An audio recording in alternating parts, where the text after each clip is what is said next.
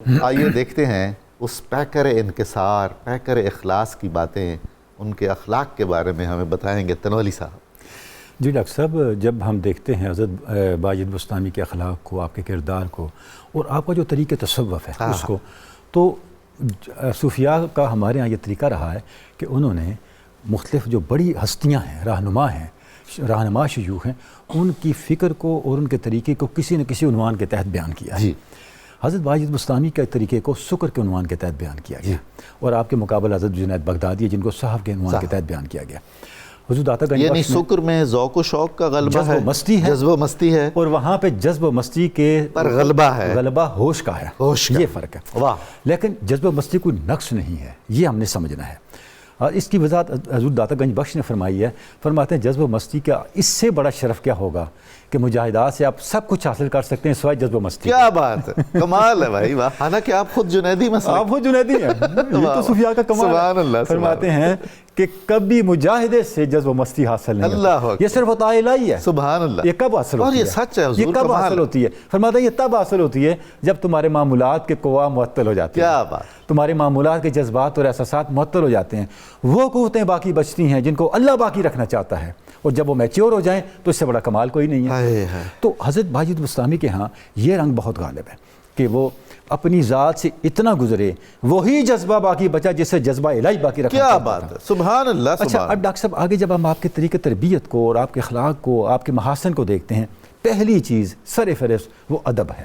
واہ، اللہ کا ادب، ذات رسالت مآب کا ادب، مخلوق کا ادب۔ سبحان اللہ، آپ کو پتہ چلا فلاں علاقے میں کوئی بڑے ولی کامل ہے، جی، آپ ملنے کے لیے چلے گئے، جیسے گئے تو ان صاحب نے بے خیالی میں قبلہ رخ جا رہے تھے اور تھوک دیا، اللہ، آپ وہیں سے واپس آ گئے، اللہ، اس سے نہیں ملتا۔ سبحان اللہ، سبحان جسے اتنا نہیں پتا کہ بیت اللہ کا احترام کیا ہے، اللہ، وہ کسی بھی مرتبے پہ ہو، میں اس سے واہ، ملنے واہ، کا روادار نہیں۔ حضور کی بارگاہ کا ادب کتنا، اس واقعے کو بہت صوفیاء نے بیان کیا، آپ کے روحانی سفر کو، اور حضرت علی حجویری نے بھی بیان کیا کہ آپ فرماتے ہیں جب میں اپنے نفس کی تمام آلائشوں سے پاک ہو گیا، اللہ نے مجھے مقام قدس کی پروازیں عطا کی۔ اللہ اکبر، میں جب سب مقامات سے گزرتا گیا انتہا پہ پہنچا تو دیکھا اللہ اور میرے درمیان ایک چیز حائل ہے، اور وہ میری انانیت ہے۔ میں نے اللہ کی بارگاہ میں عرض کی، اے اللہ اس سے کیسے نکلوں؟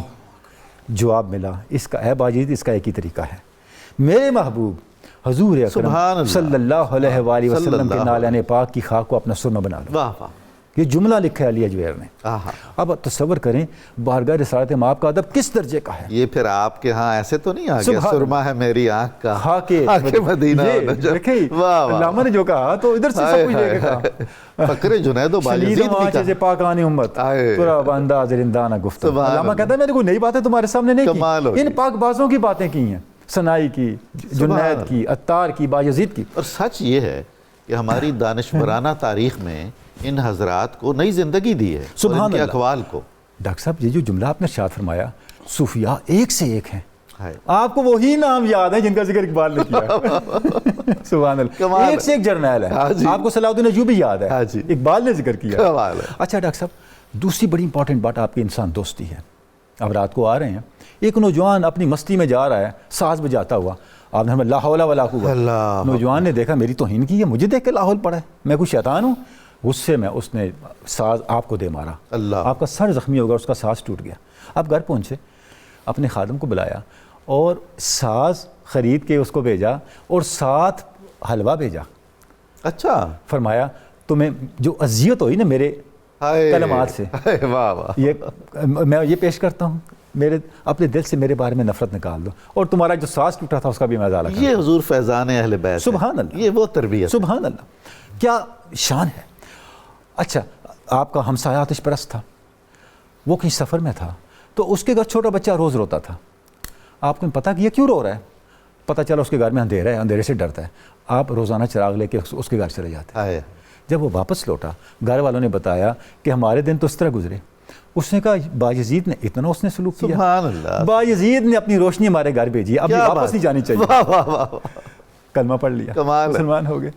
زبان سے دعوت نہیں دی، جی، عمل سے دعوت دی۔ آپ کی والدہ تھیں، ان کی اتنی خدمت کی، آپ فرماتے ہیں میں جن مقامات کو، جن احوال کو مجاہدات سے حاصل نہیں کر سکا، اپنی والدہ کی صحبت میں ان مقامات کو کہتے حاصل ہیں کیا۔ جی حضرت اویس قرنی کا جو مرتبہ ہے سبحان اللہ، اپنے صف اولیاء میں والدہ سے محبت اور اطاعت اور خدمت میں حضرت بایزید کا وہ مرتبہ ہے۔ دیکھیں فرماتے ہیں کہ مجھے میری والدہ نے کوئی خدمت کہی، میں پانی مانگا، گھر میں تھا، میں سردیوں کی راتیں تھیں، میں نہر پہ چلا گیا، پانی لے کے آیا، والدہ سو گئیں، میں دروازے میں کھڑا رہا، اسی میں صبح ہو گئی۔ ڈاکٹر صاحب کمال جملہ بایزید نے فرمایا صبح ہو گئی، والدہ نے یہ پوچھا تم اب تک کھڑے ہو؟ فرماتے ہیں میں نے کہا امی جان میں نے آپ کو جگایا نہیں۔ فرماتے ہیں میری والدہ نے مجھے دعا دی، جس چیز کی میں زندگی بھر طلب کر رہا تھا میں نے والدہ کی دعا کے بعد اسے دروازے سے داخل ہوتے ہوئے دیکھا۔ ان احوال کو میں نے والدہ کے اس دعا کے بعد، خوشنودی کے بعد دروازے سے داخل ہوتے نعمت مل گئی ہوگی۔ سبحان اللہ۔ ڈاکٹر صاحب جیسے ہم ابھی ذکر کر رہے ہیں، ان ہستیوں نے مجردات کو مشہود کر کے دکھایا، سبحان اللہ، سبحان تصورات کو حقیقت بنا کے دکھایا، اپنے علم، اپنے عمل، اپنے اخلاص اور اپنے احوال کے ذریعے سے۔ بہت ہی خوب۔